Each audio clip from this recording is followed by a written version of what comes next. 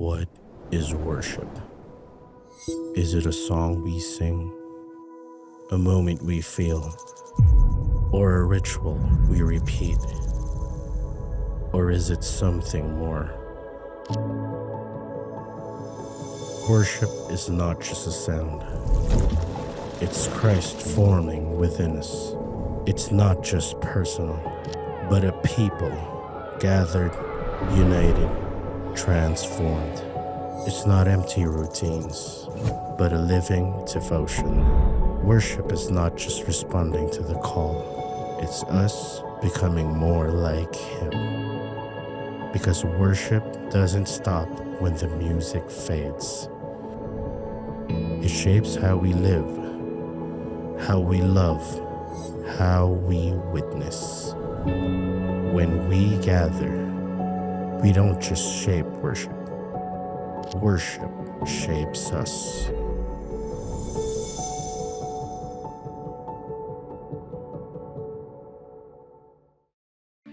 Totoo nga po, Panginoon, na you are in control.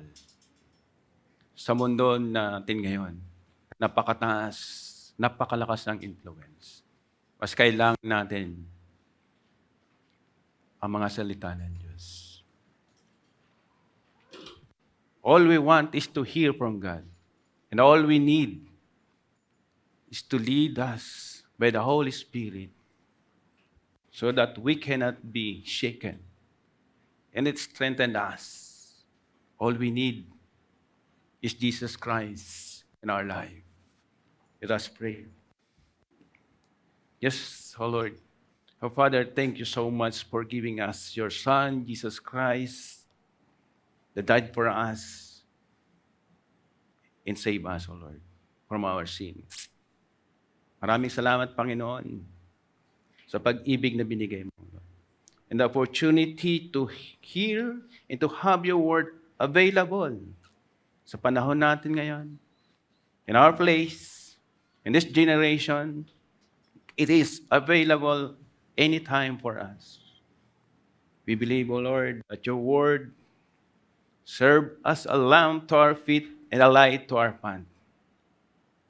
And today, O Lord, as we open it, yung word mo, let it speak to our hearts, shape our lives, and equip us for all you have called us to do through the Holy Spirit.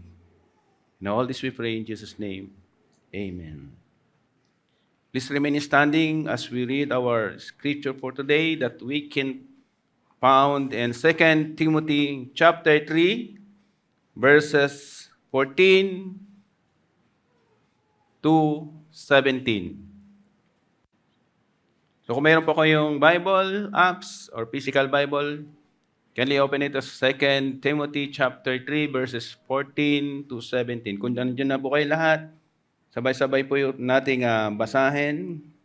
Verse 14, what I ask for you, continue in what you have learned and have firmly believed, knowing from whom you learned it, and how from childhood you have been acquainted with the sacred writings, which are able to make you wise for salvation through faith in Christ Jesus. All Scripture is breathed out by God and profitable for teaching, reproof, for correction, and for training in righteousness, that the man of God may be complete, equipped for every good work. And bless the reading of your word, O Lord. Thank you, and you may take your seat. So good afternoon, everyone. My name is Bong Artus, and welcome sa Victory Carmona, where we honor God and make disciples. So, kamusta po kayo? Kamusta ang ating weekend? Meron ba mga sinisipon o mga masasamang pakiramdam? I see some people na meron. No? So, ganyan talaga yung panahon natin. Kung ano man yung situations natin ngayon, still, God is in control. Amen? So, we are now on our series na When We Gathered. So, kung this is Sunday, and marami po sa atin na kapag Sunday, prepared na po ba? No? So, paano ba kayo nagpe-prepare para umattend ng service, no, every Sunday. Ito pa ay yung routine na lang natin weekly. O ano ba yung nararamdaman ninyo? Excited ba? O kaya naman is normal lang dahil weekly naman natin yan. O kaya naman inaabangan nyo kung sino yung nag-worship, sino yung nakikita natin kumanta. O kaya naman inaabangan nyo kung sino yung magpipreach, yung pastor, no? So ako po ay volunteer preacher. Yon. O kaya naman po for attendance, no? Marami sa atin siguro mula noong January hanggang ngayon perfect, no? Every Sunday nandito. Tama ba? Ma-attend pa ng worship night, ma-attend pa ng prayer night, ma-attend pa ng prayer and fasting. By the way, sa next week na po, prayer and fasting, no? So, perfect na perfect ang attendance, no? But again, hindi po yun yung basis ng ating salvation, Matagal na nga tayong uma-attend. 10 years na uma-attend sa Victory Carmona, no? Pero tumataya pa rin ang loto.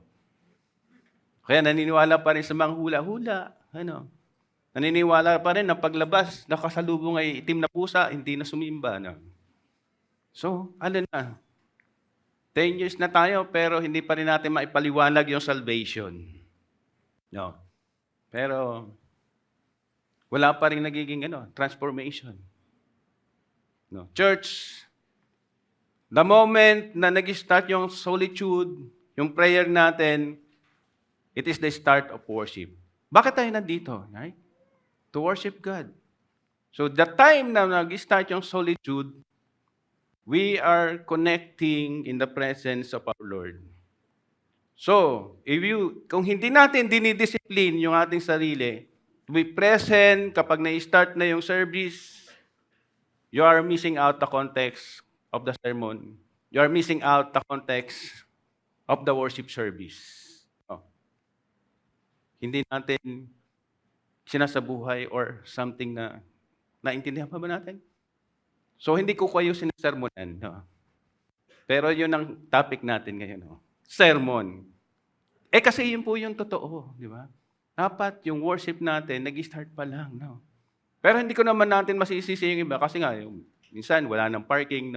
O kaya yung iba pupunta, worship pa naman So sa sermon na lang ako tatimingan. No. Sa simula pa lang yung worship, saka yung solitude. Doon nagsisimula yung ating liturgy or worship service.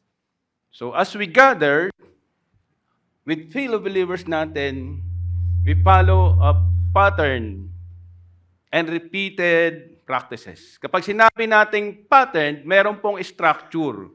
Example, yan na yun, yung solitude. Pagkatapos ng prayer, tapos nun, merong worship service. And ito na po yung sermon. So, and of course, yung repeated, meaning, it is intentional. Every Sunday, ito yung worship natin. For us to grow, Kasi bakit pa tayo nag-worship? To nurture us, to hear the Word of God. So kung isang or one time lang yan, walang magiging epekto yan para sa atin, And that's a liturgy or the worship service. Because it connects us across yung time saka yung space. So yung time, ito yun, di ba? It is when we meet the presence of God. Kaya di ba, meron tayong 9 a.m., 11, 2 p.m., kung ano yung available o kung saan kayo, pwede. And during that time, i-tune up natin yung sarili natin. And we also provided yung sacred space na ganito. So hindi naman ito nuno sa babala o kaya nasa kalsada so that we can dedicate ourselves exclusive for God. Right? Para mapaka-focus tayo. As believers, we are worshiping God, His Word, and we attend as to receive His grace. Yun po yung liturgy. Yun po yung worship service natin. So nung first week, ating pong topic ay sacred gathering and sending. So ito na po yun, yung sacred gathering. We are here, we come together as corporately to encounter God and leading to a spirit-filled strategic sending. So we are formed, di ba? We are united. So kumbaga, unang-una merong formation, merong fellowship sa atin, no? Then, pag nakarinig tayo ng sermon o ng preaching, of course, sana naman meron tayong natututunan, no? And that's the transformation starts. And with that, paglabas natin, dadalhin natin, we are sending you for a mission. And that's the sacred gathering and sending. Yung week 2 natin naman, o yung last week lang, so we are saved through song. So yung worship po natin, gano'n. And of course, doon tayo napupuspos, right? We are celebrating and proclaiming God's through worship song. So ina-express natin yan through singing. Right? So I'm encouraging you na kahit naman hindi kayo kagaling ng mga hindi naman ibig sabihin nun maging ganyan kayo to worship God. Kahit nasintonado na yan, kahit na nakamute kayo, bumubuka lang yung bibig nyo, okay lang yan. Basta nasa puso natin yung pagkanta, yung worship, no? Because it is a form of honoring and glorifying our God. Amen? Kahit nasintonado, laksan nyo, okay lang. Naririnig pa rin tayo ni Lord, no? And today, we will look at how the sermon fits into our liturgy or worship. No, na kung saan our God's words nag-i-speak sa atin yan, sa akin, sa inyo, directly. And titingnan natin kung paano si Paul at yung words niya to Timothy, kung paano yung scripture, yung ating pinaka-message, shapes us. Bakit ba tayo nagpipreach? And bakit kayo kailangan ba natin mag-preach, mag-share? Kung paano mag-preach? And what happens when we let God's word take root in our lives? So bago tayo mag-proceed, i-define muna natin kung ano yung sermon. No? Yung sermon, meron tayong dalawang definitions. Una ay, ang sermon is, ito yung word na galing sa Latin word na sermo. Ibig sabihin nito is discourse, conversation, or speech. Pagdi-deliver, no? Yun yung sermon. And it is a spirit-filled proclamation and explanation of God's Word. Naka-highlight po dyan, God's Word, spirit-filled, intended to instruct, to correct, and encourage and transform the believer's life. So hindi lang po yan para sa akin, kundi it is for us, it is for you.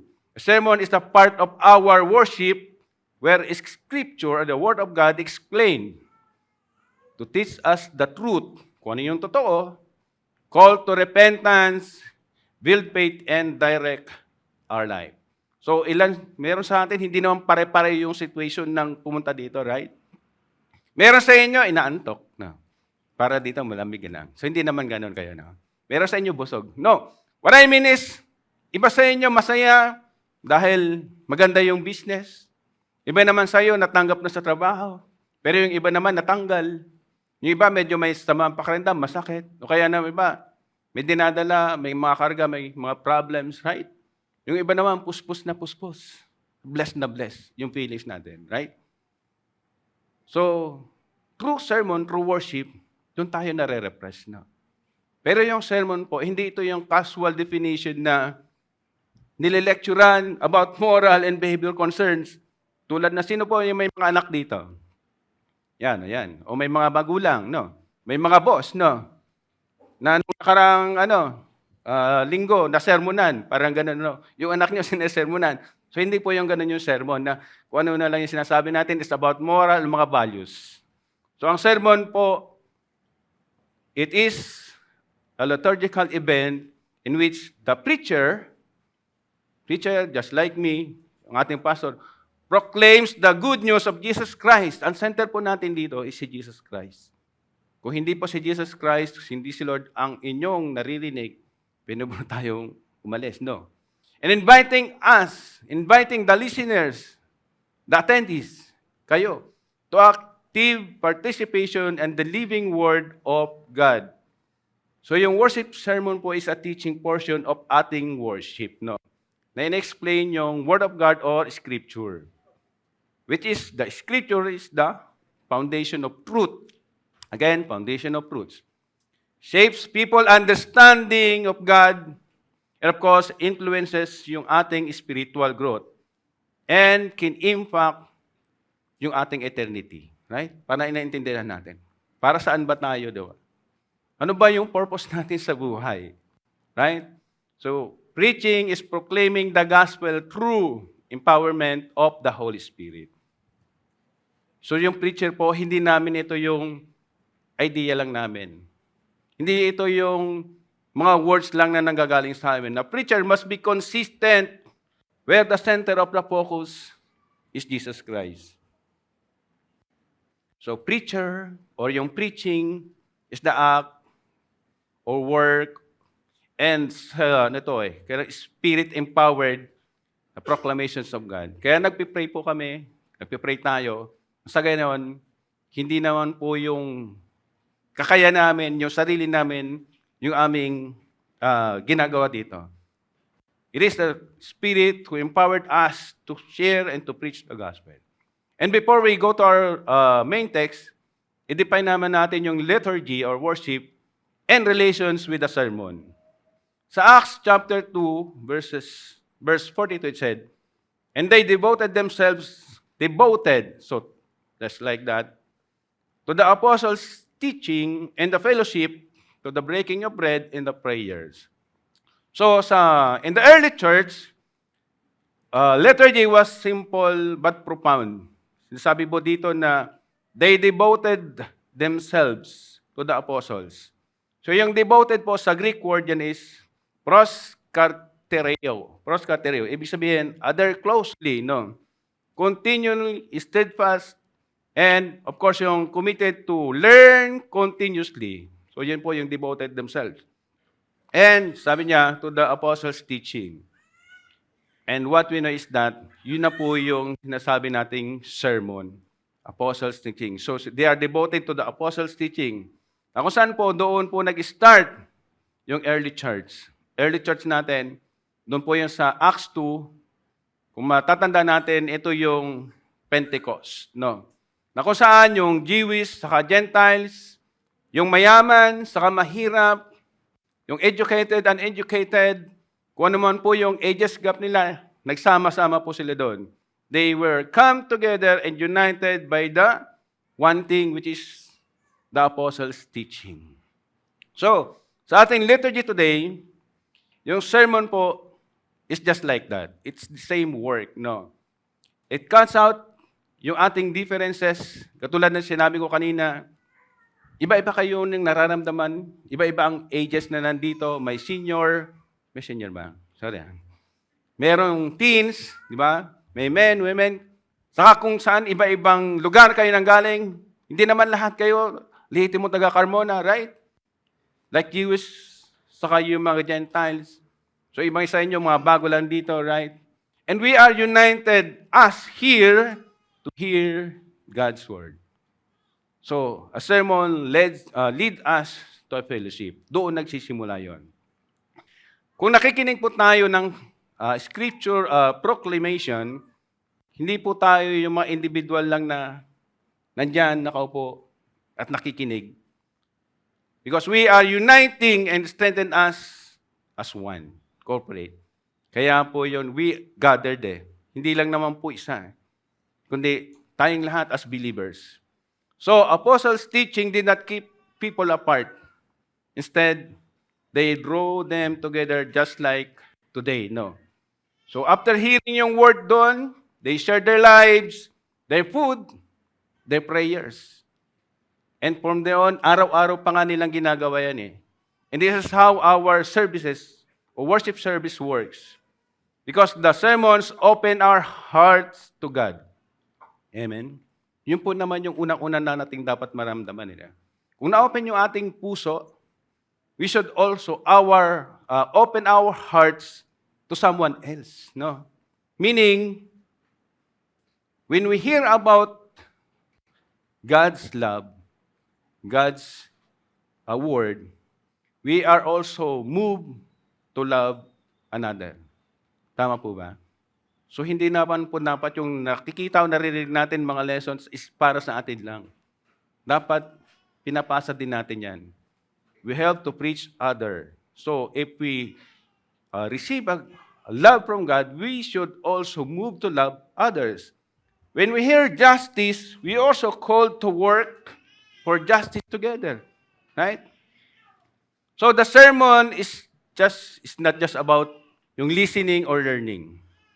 It is about more of belonging. So sabihin mo nga sa katabi mo, you belong. Yan, para dire-diretso yung ating sermon. Sermon, it opens our heart to God. At sinabi ko kanina, it open our hearts to one another.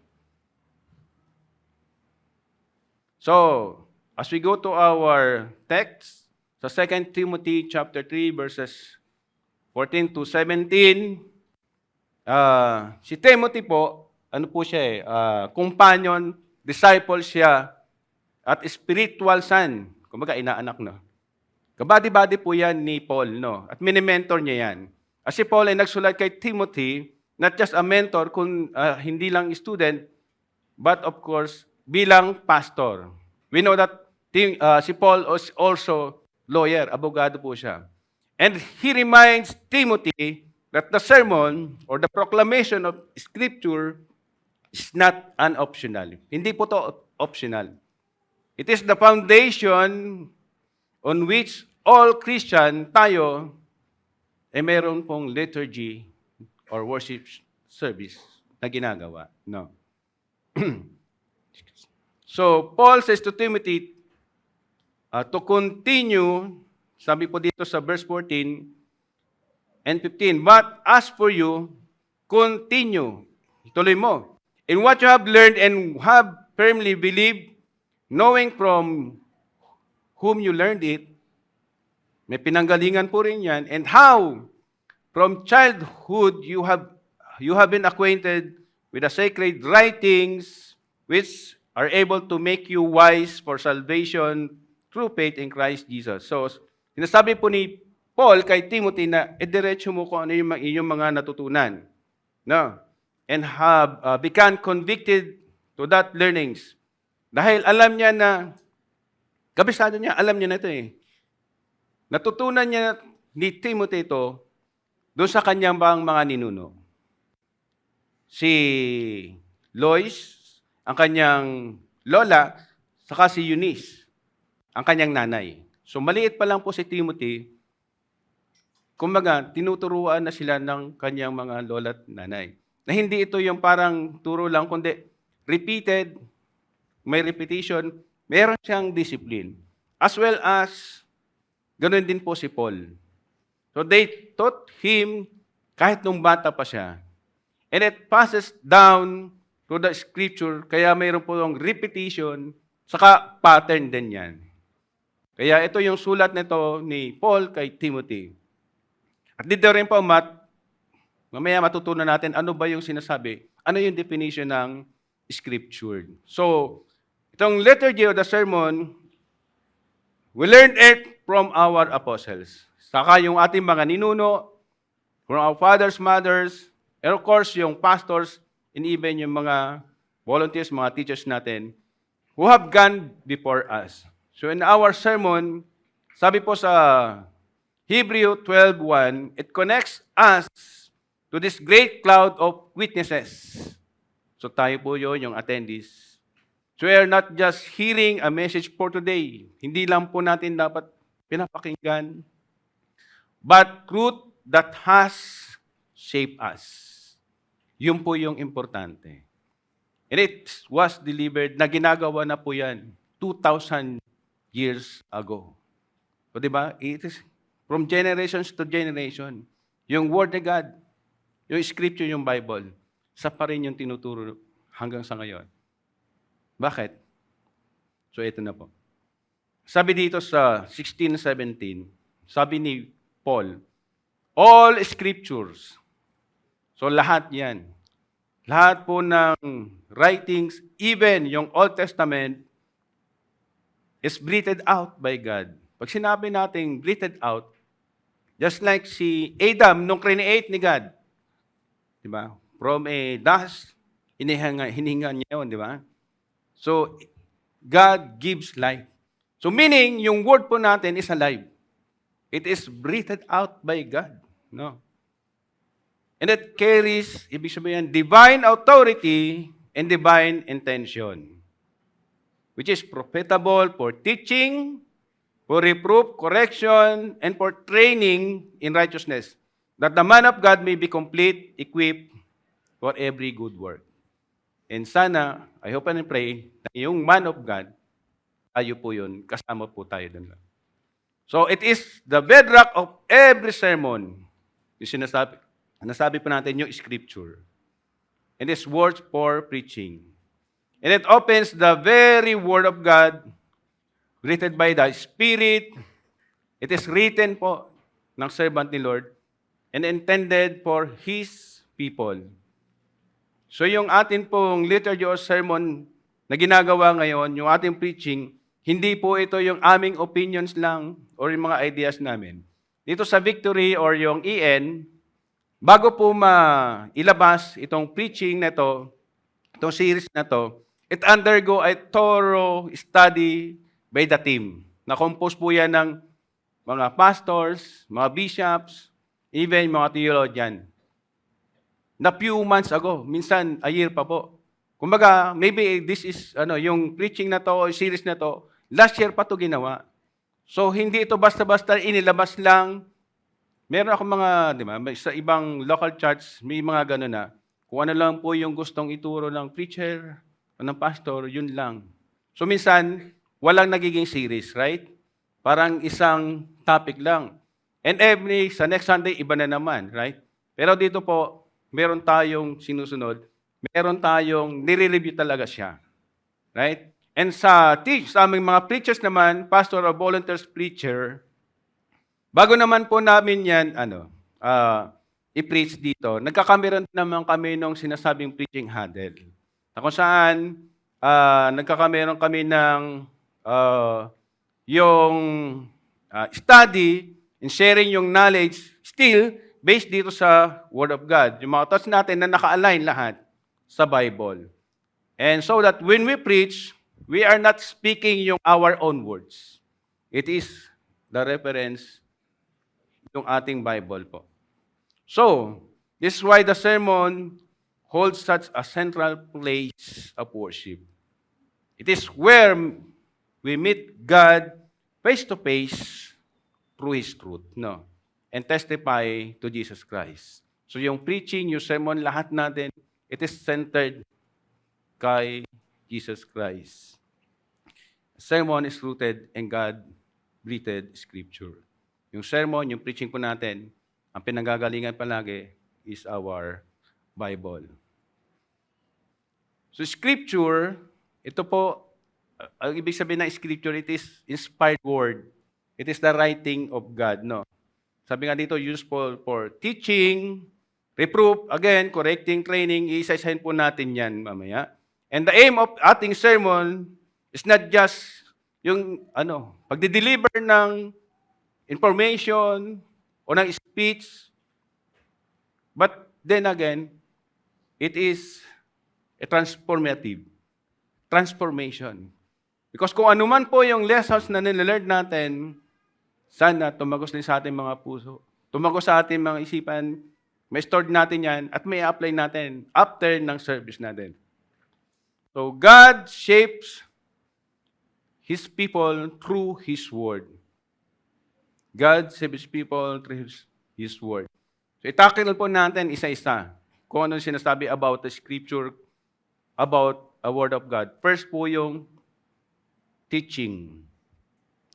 So, the teaching, reputable for teaching, unlike po sa di ba? Sabi ko kanina, tinan natin, may mga anak kayo, O tayo na lang lahat, di ba?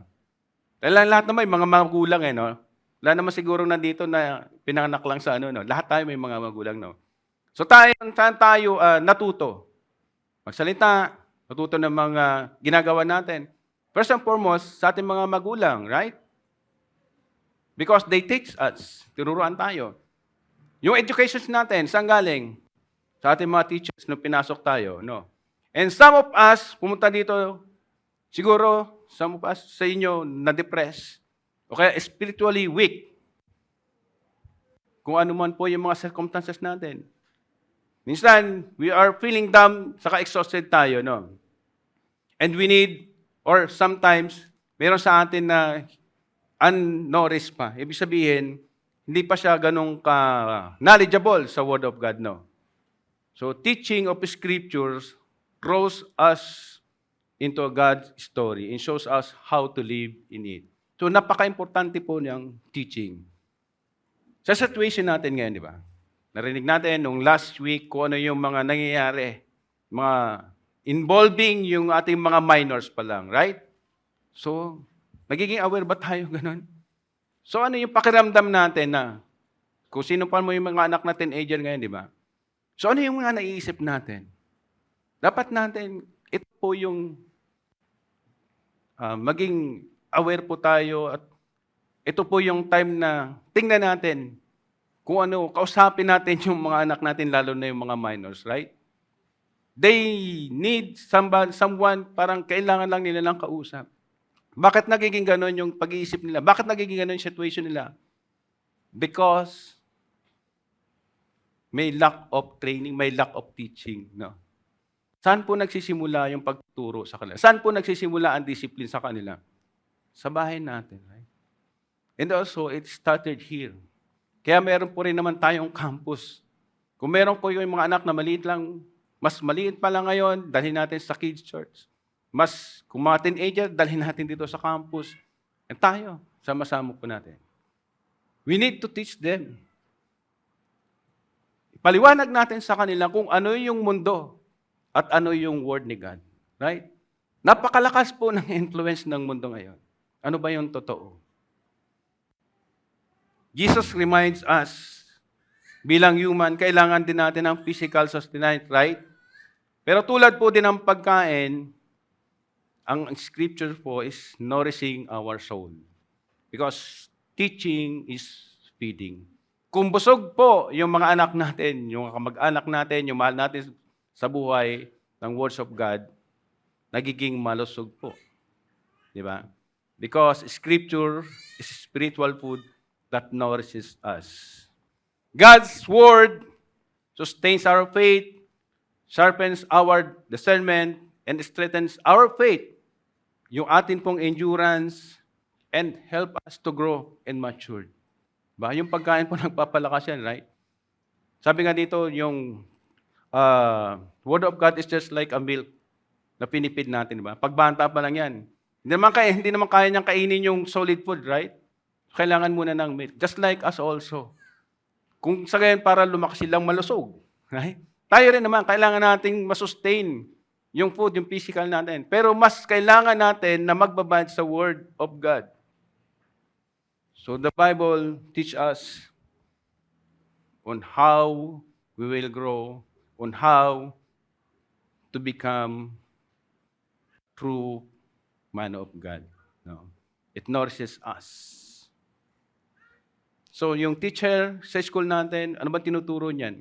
Siguro yung knowledge, yung skills, saka method lang kung paano din i-develop. But a preacher, us, is pointing the congregation, tayo, kayo, bringing you to God on how someone can transform our life. Kung natatransform po yung mga buhay natin, sana ganun din po sa family natin. Yung mga anak natin, yung mga kamag-anak natin. Second, it is profitable for reproof. No? Reproof or rebuking. Isa na rin po yung ating social media, right? Minsan, marami tayong pinapalo, o mga Kristiyano, kaya most of the time, mga values lang, no? Minsan, nakita natin na, mahal ka ni Lord. Kung saan ka masaya, yun yung gawin mo. Tama ba yan? Biblical ba yan? Or sometimes, gumagamit tayo ng scripture, isang linya lang, ito yung context, ina-apply natin kung saan-saan. But I advise you, basahin po natin yung buong context before natin i-advise or gamitin, right? Because it is a form of rebuking, reproofing, no? It calls us to turn from sin and back to God. Bible is not meant to be read and teach apart from the Spirit. Kaya kapag nagbabasa tayo ng Bible or Scripture, nagpipray muna tayo, right? Pray natin na the Holy Spirit dwells in us para mas naalgo natin, mas naintindihan at klarong-klaro kapag nagbabasa tayo. So because the same Spirit who inspired the Scripture now illuminates it for the believers. Siya pa rin naman yung Spirit na mag-guide sa atin, right? We need not to approach kung sino yung word expert. Minsan, naguguluhan tayo, minsan, nahihirapan tayo, no? But the Scripture, the Bible itself, dictionary na po siya. Kailangan po natin may open yung clear mind natin with the help of the Holy Spirit. Kung may hahanapin tayo, nandyan din po siya. In asking God to help us to see, to know, and understand and obey the truth. The truth, no. That is why we invite Holy Spirit also in our worship. In our worship services, specifically kapag during the sermon. Ang scripture po, hindi po yan nagko-complicate o kaya nagko-conflict, no. Wala pong mga conflicts na salita or mga phrases dyan because it proves itself through the words of God kung maintindihan po natin. So ano kailangan natin? A careful study with the Holy Spirit and it make us more understandable. Sa mga gatherings din po natin, sa fellowship, sa mga small group, diyan din po tayo nagyayaman, napapayaman yung mga knowledge natin and understanding about the Scriptures so that we can reprove and rebuke.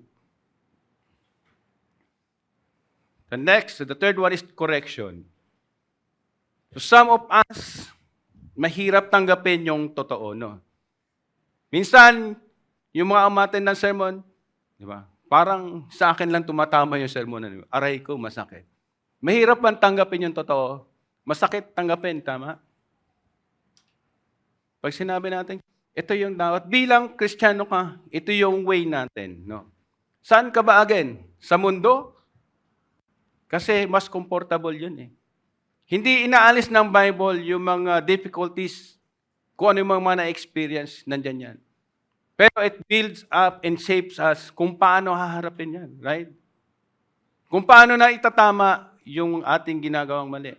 And it also helps us para mag-ask tayo ng repentance, forgiveness. Minsan, pag kinokorek natin yung, di ba? Again, sa family natin, bakit ba natin pinapagalitan o sinasabihan, ina-advise yung mga anak natin? Ayaw natin silang lumaking suwail. Bakit tayo, na-experience nyo ba na, sino dito yung hindi pinagalitan ng nanay o ng mga magulang ng bata ba? Meron ba? Akala ko may tataas. Isipin nyo, bakit kayo pinapagalitan? Bakit kayo sinesermon? Bakit kayo sinasabihan? Para maging lumaking mabuti. Ngayon. Minsan, di ba, akala kasi natin tama yung ginagawa natin. Pero kapag ang reference natin is yung Bible, yung Word of God, doon natin nararamdaman na ito pala yung tama. Mahirap gawin, pero yan yung totoo. Because the truth will set us free.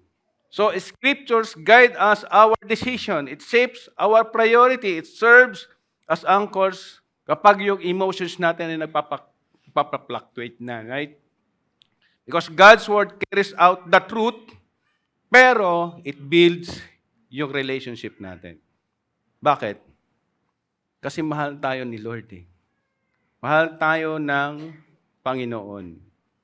At kung mahal tayo ng Panginoon, kailangan nating humingi ng wisdom sa Kanya. Because wisdom comes from God and takes shapes through Scripture.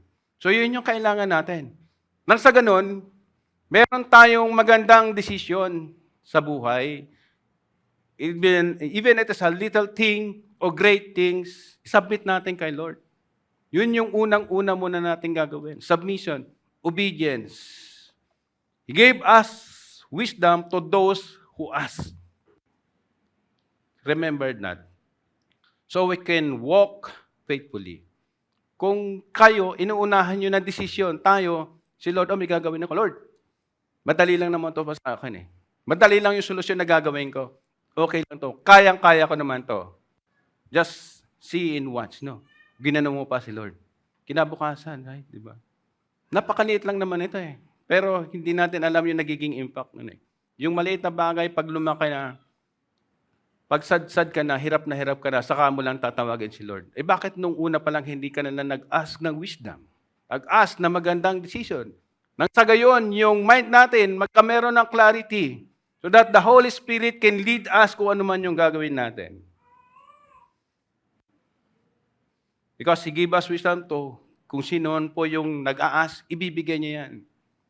It corrects our way and continuously live for salvation that has given us freely. And it's for us to avoid the eternal separation. Kasi kung tuloy-tuloy po natin ginagawa yan at wala tayong connection kay Lord, lalayo tayo ng lalayo sa Kanya. It separates us. Kung sa ganoon, kung hindi tayo kine-correct, nakakalam natin ay tama, namumuhay lang tayo sa kamalian. Mamumuhay lang tayo sa kamunduhan, right? Ano ang pipiliin niya? Yung mundo o yung turo ni Lord? Gusto mo ba na naka-align tayo sa will niya? O gusto mo bang nandito lagi yung reference natin? Hindi po maganda yung lagi tayong komportable.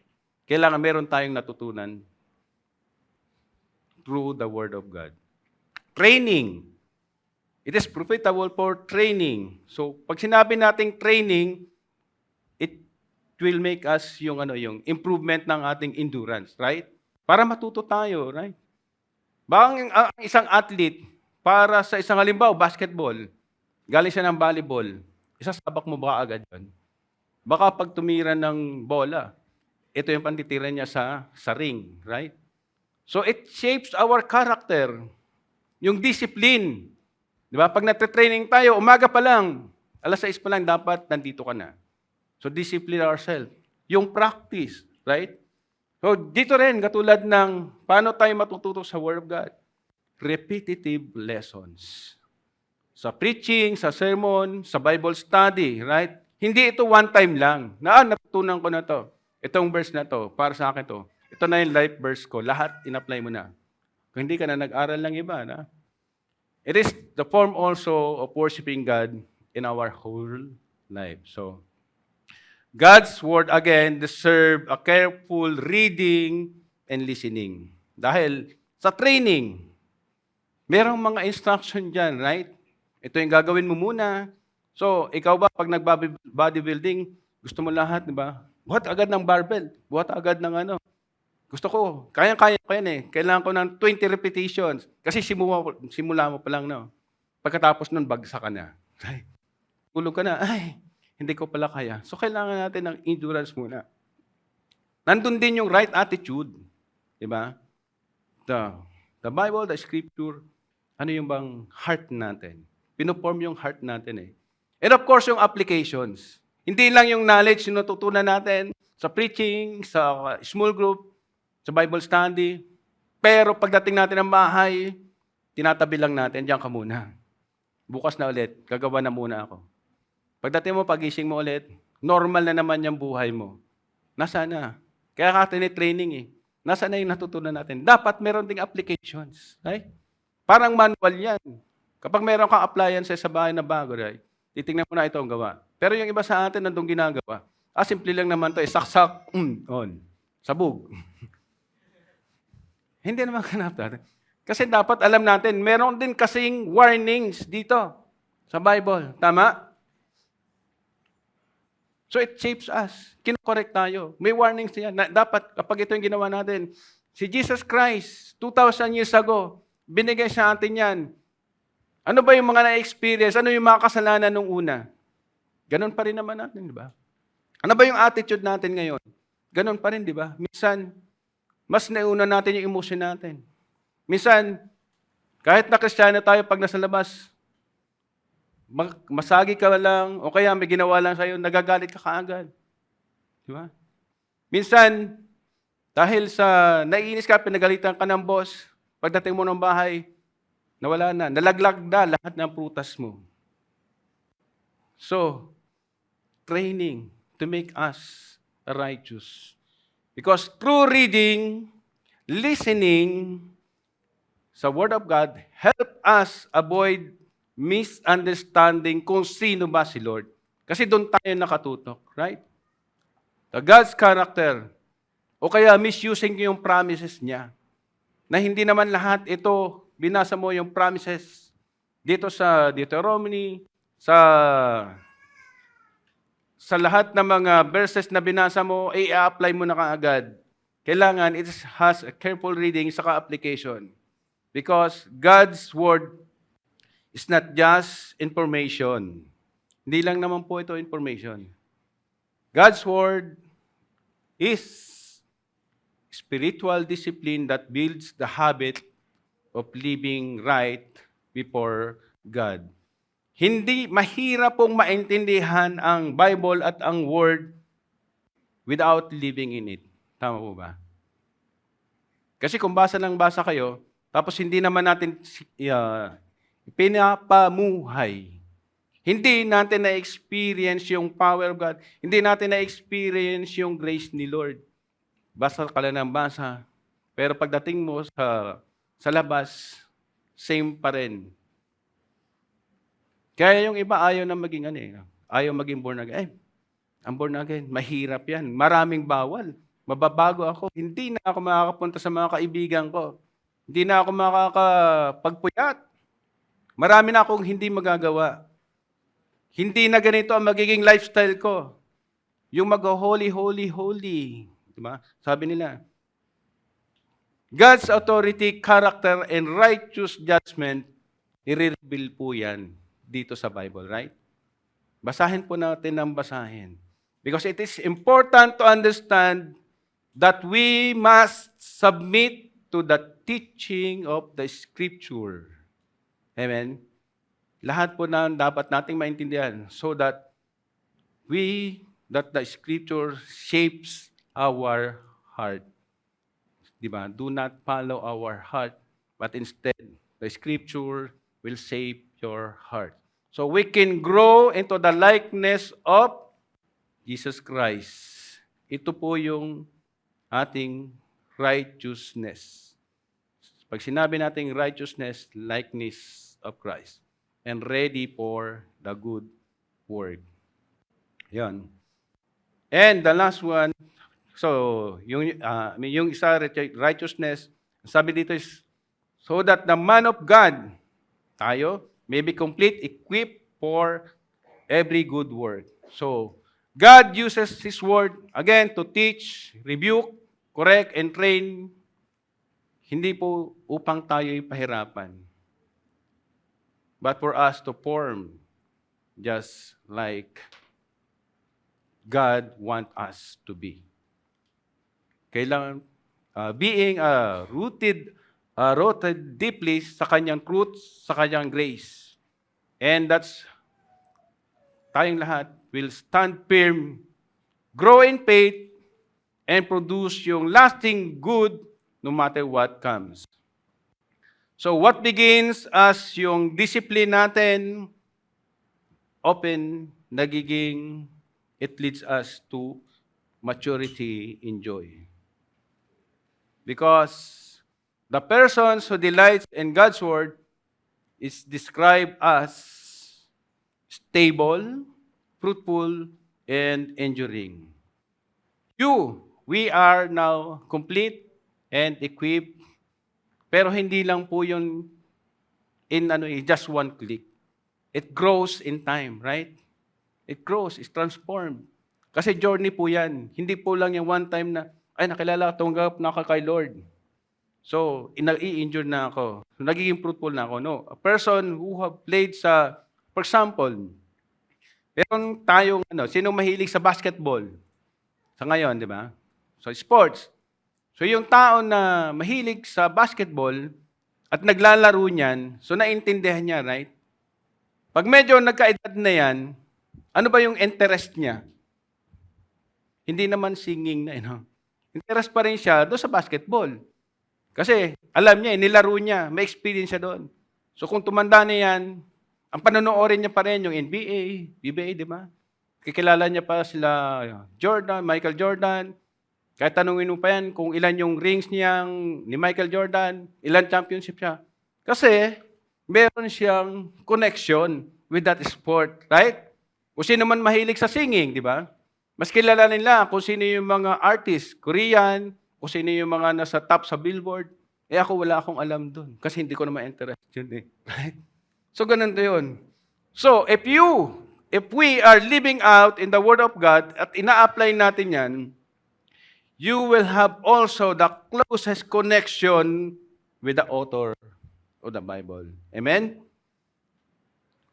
Because you will know Him better. And it creating a close relationship with Him. Diba? Habang binabasa mo ng binabasa ang Bible, habang natututo ka dito, makikita mo kung gaano ka, parang napakaliit lang ang tingin natin sa sarili. Kung gaano ako makasalanan at kung gaano ka-holy si Lord. Na napakalayo ng distance. Pero with that, ginawa tayo ni Jesus Christ sa harap na nagiging righteous tayo. So kapag kilala natin at natututo tayo sa Bible, nakikilala din natin kung sino si Jesus Christ. At kung ano yung ginagawa niya sa buhay natin. Because that's the important is meron tayong relationship sa Kanya. You are equipped, you know more about God, and you will also participate sa Kanyang missions. Ano po yung missions natin? Sa Acts 2:20, it said, sabi dito ni Paul, how did I not shrink from declaring to you anything that was profitable, teaching you in public from house to house. So Paul, nire-reiterate niya dito yung sermon that it does not keep dito lang sa atin, sa sanctuary. It sends us into the world na hindi lang po yung learnings natin ay dito lang at iiwan natin. And also, hindi niya, he did not hold it back. Kumbaga, kung makakasakit. Kung ano yung totoo, yun ang pinipreach niya. Hindi niya sinosopen yung word ni Lord. Kung ano yung totoo, yung sinabi niya, yun yung pinipreach niya. In our liturgy also, the sermon must be faithful to the scriptures. Yung sermon natin, lahat dapat naka-align at totoo dito sa ating Bible. So let me share to yung story ng dalawang well-known character. So kilala nyo to, si Noah, right? Si Billy Graham. So si Noah, ang alam natin 'di ba, yung ark na binild niya, right? Si Noah is a man of faith. As per Hebrew 11:7. So Billy Graham, siya po ang tinaguriang America's greatest evangelist. Si Noah po, nabuhay, ito po yung 10th generation ni Adam. He is a righteous person and he is the second known preacher coming from Enoch. Si Enoch yung first na well-known na preacher. And he obeyed God exactly kung ano po yung tinuro sa kanya o kanyang pinagawa sa kanya over 120 years to build an ark. No. But building an ark is not about building, but rather preaching. So explain natin mamaya. Ito naman si Noah po, siya lang po yung, at saka niya yung family niya ang nasave doon sa flood. It happened 1,600 years from Adam. Si Billy Graham po, ito po ay isang evangelist saka preacher of righteousness and widely regarded as the most influential Christian leader of modern era. Nung nag-preach po siya, napipreach siya, so that was, nandito yung years. Almost 99 years siyang nabuhay. He reached over 20 million people in person and over a billions more across 185 nations. So, papakita mo natin yung yung life nila. Una po, sa category natin dito, yung time period 2,500 years before Christ, so BC, ito yung pre-flood, si Noah. So mababasa nyo naman yan sa Genesis 6 to 9. Si Billy Graham, nabuhay siya 1918 hanggang 2018, 99 years po siya. And active, yung kanya pong ministries, mula 1947 hanggang 2005. So modern era na po siya. So preaching duration, 120 years habang binibuild niya ni Noah yung ark. While si Billy Graham for about 60 years na nagpipreach. And message core niya, repent nila, pareho naman, repent, enter the kingdom of salvation, saka yung judgment. Ganon din po si Billy Graham. And yung context niya po, dahil doon sa panahon ni Noah, bumalik na naman yung tao sa kasalanan. Kay Billy Graham naman po, it's a word yung during the pre-World War. So may kanya-kanya na pong grupo o division sa mga tao. While some of them sa preaching of Word of God. Preaching method na si Noah, habang nagpipreach siya, habang nagsisermon siya, hindi po sa malaking gathering. Kundi pinapatunayan niya, ito yung sinabi ni Lord sa akin. Come, repent, and be saved. Yun po yung actual mismo, yung ark, Noah's ark. While si Billy Graham naman, large crusade, malaki. Ang scope niya, using the TV, broadcast, books, sa mga worship, gathering. Yung resource niya, si Noah, hand lang, saka wood, saka yung instruction ni Lord. While si Billy Graham na po, medyo manano pa yung technology yan. Gumagamit siya ng radio, TV, and even yung mga ibang global church ministries. Ang result, key challenge po doon, nakikita nila si Noah na full man. Bakit ka nag-create ng ark dito sa desyerto on a dry land? Para saan yan? During that time, hindi sila nakaka-experience ng ulan o baha. Dito naman kay Billy Graham, this addressing yung mataas po ang racism. And of course, yung goal niya pa is uniting people around the gospel. Ang po yung response, ang result, kay Noah, yung family niya lang po yung nasave. Siya, asawa niya, 3 anak, at yung asawa ng mga anak niya. Kay Billy Graham, 2.2 millions, and more of millions pa. Ito po yung personal, 2.2 millions. Kay Billy Graham, around globally, 2.2 million din. Now, what's the point? Si Noah nagpipreach for about 120 years. Ibig ba sabihin nito is si Noah is not a good preacher? O kaya si Billy Graham has more of favor from God? Si Noah po, yung ginagawa niya is actual. Kung paano niya pinipreach, hindi siya malaking congregation. But the point is here is, Noah preached a word that had forgotten and completely kung saan yung mga tao is makasalanan na. Noah was not called to build a crowd. He was called to preserve the life itself. So yung pong 8 tao kasama siya is enough to rebuild yung mundo natin. Kasi dito po natin mapapatunayan na sila Noah po yung ating, except kay Adam and Eve, sila po yung ating mga ninuno. And those millions naman na naserve o na-transform kay Billy Graham, it is because yung kanyang pong preaching is during the time hanggang po yung mga tao. No? But God does not measure, hindi po minimeasure ni Lord kung ano yung numbers na naging impact. Whether ito po is 8 or 8 million, God measures yung faithfulness nung dalawa para sa atin. Noah is faithful to build an ark and preach kahit na po walang nakikinig sa kanya. And even nakikinig siya pero hindi siya pinapakinggan. While Graham was faithfully to proclaim yung gospel, even during the time hindi ito popular. So what's the point? One encounter can change everything. So God does not need yung stage to start calling. For this moment, sa atin, nasa around 148 po kayo attendees. Nabilang ko kaagad, no? It doesn't matter kung lahat kayo or even 8 o isa pa lang yung bang narinig, nakaintindi, at after that is nag-transform. Or even lahat kayo nag-transform. It doesn't matter for us because it does kay Lord to obey and to be faithful kung ano yung pinapagawa niya. Hindi po number. Ni isang tao, just like you, kung isang tao, maka-evangelize kayo, maka-disciple kayo sa buong buhay nyo, ilan po tayo? 148. By next year, dodoble na po kayo. Right? Matutuwa na po si Lord para sa atin. Amen.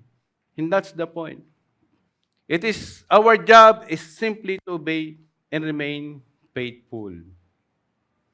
So Acts 22:7, for I did not shrink for declaring to you the whole counsel of God. So Paul, nagpipreach po siya sa public and even sa house to house. So yung sermon po sa generation natin, hindi po nagtatapos dito sa ating church. And it calls to proclaim the truth of our God. Na magsisimula dito, papunta sa ating mga bahay, sa school, sa office natin, sa workplace natin, and even sa ating mga kapitbahay, and even doon sa ating mundo. So our liturgy is not complete until we take word we heard and live it out. Kung hindi po natin pinapamuhay. And the sermon sends us from worship to witness, from gathering to scattering abroad, to scattering sa abroad, as just like us, as a God's servants. So, as we end, we will leave this sanctuary today. We do not leave our liturgy behind, but of course, we carry with us in our life and you to shape by the sermon, to strengthen us, to send out God's hand to be our hands and feet in the Word. So, hindi po lang po ito part ng liturgy, but it is the thread kung saan po, wini-wave tayo, we shape us together to equip and be faithful in every part of our life. We do not preach the Bible or the Word of God to impress Him, but because God lovingly reveals Himself through it. So, shall we stand for our closing prayer? And by the way po, before I end, we invite to mamaya for sa ating community prayers after ng service. So, magtatawag po rin. Meron tayong kanya-kanyang mga area and pwede po kayong lumapit. Shall we pray? Lord, thank you so much. Thank you for your word, O Lord. Thank you for your God-breathed word, O Lord, that shapes our lives. Thank you for the sermon, the preaching that unite us, that teaches us, O Lord, to correct, to connect, and to send us. God, fill us with your Holy Spirit to live it out kung ano mo po yung aming narinig ngayon, aming natutunan ngayon, that we may deepen our knowledge of your love and truthfulness and faithfulness through your scripture. Sa pagbabasa, sa pag-aaral, and listening to the preaching, and even yung sharing of testimonies. Help us, O Lord, to continue in what we have learned, to trust the truth, to equip us in our every good work. Lord, I also pray that your word be our foundation sa lahat po ng naririto ngayon, Panginoon. That we may live on it araw-araw for us to grow, to endure, to strengthen us, that more of people will see your reflection into us, yung Christ-likeness po, Panginoon, na makita nila, that we may also touch their lives, and may transform their hearts aligned to you. God, our Lord, use us mightily to share the love and the truth with the word, with this word that we know na kailangan. We also pray, O Lord, for the provisions, saka yung healing kung meron pong may karamdaman, mayroong mga hindi magandang pakiramdam sa kanyang family o personal man, meron pong mga broken relationship, restore it, O Lord. Kung meron pong mga sufferings o problems sa kanya-kanyang mga buhay, Lord, we're praying na ikaw na po mag-orchestrate sa kanila. Guide them, O Lord. And we are also asking for a favor. Grant them, O Lord. Even it is financial naman po yan, o work problem, or family issues po doon. Ikaw na pong bahala ang may direct sa kanila. Lead them with the Holy Spirit, O Lord. May all our plans be aligned to your will, Lord. So guide us always with your Holy Spirit. In everything you do, O Lord. In everything we do. Kahit saan man kami, anumang oras. May it be glorifying and honoring you. Thank you so much. We love you. And we'll praying for it, O Lord. And all this we pray in Jesus' name. Amen and amen. May the Lord bless you and keep you. May the Lord make His face shine upon you and be gracious to you. May the Lord lift up His countenance and give you peace. Now, sending you off, go and proclaim the gospel of the Lord. Thank you and God bless to all of you. Meron pa pray. Meron po tayong kanya-kanyang communities dito. Lapit po lang po kayo.